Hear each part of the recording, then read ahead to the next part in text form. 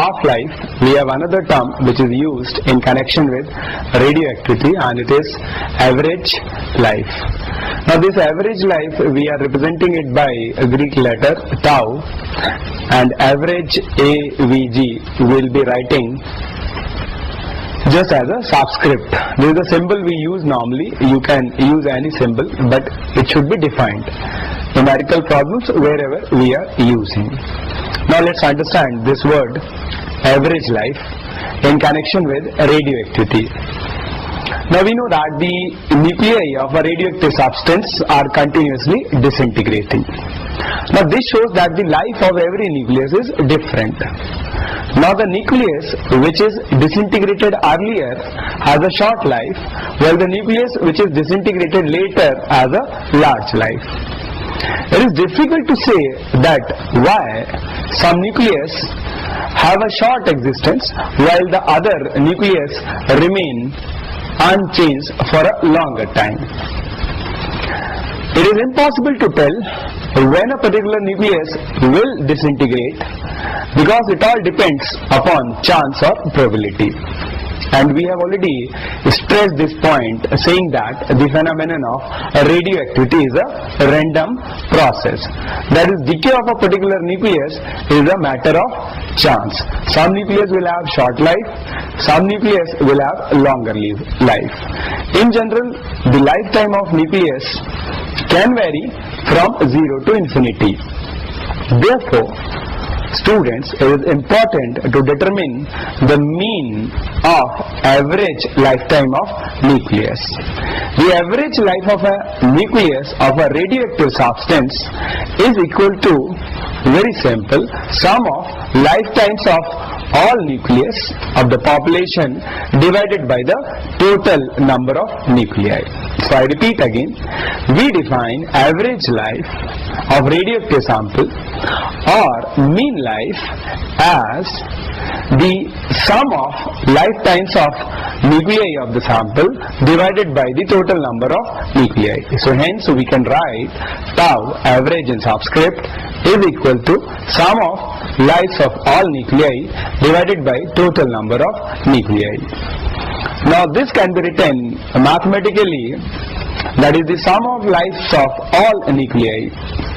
It will be small t multiplied by dn integrating between the limit 0 to n naught.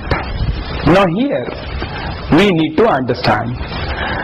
Now this dn is the number of nuclei undergoing decay at any instant of time, say t. Hence their lifetime is small t. And we have population of a total n naught. So we have to run the integration over the entire population, hence the limit 0 to n naught. And then we'll have total number of nuclei which will be 0 to n naught integration dn, and that will be simply work out as n naught. Again student, let's understand how we have written this expression. This is very important, because in the above expression dn is representing the number of nuclei undergoing decay at any instant of time t. Let's say at t is equal to 0 we start with a radioactive population n naught. Then lifetime of these nuclei undergoing decay at any instant, say t, will be t into dn. And to get the sum of lives of all nuclei, we have to run the integration over the entire population. Hence the sum of lives of all nuclei is integration from 0 to n naught t dn, and of course numerator, that is total number of nuclei, will be n naught.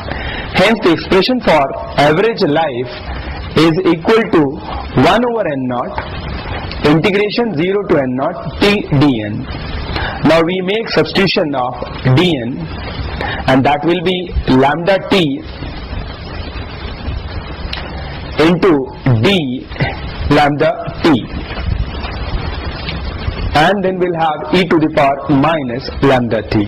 Again we have simply written the expression for dn using the radioactive law, which says that dn by dt is equal to minus lambda n. We know the expression for n, that is e to the power minus lambda t that is multiplied by n naught, and that gives the expression for n. So when we make substitution for dn, which is minus lambda n dt, we get the expression for tau average, and it works out to be 1 over lambda.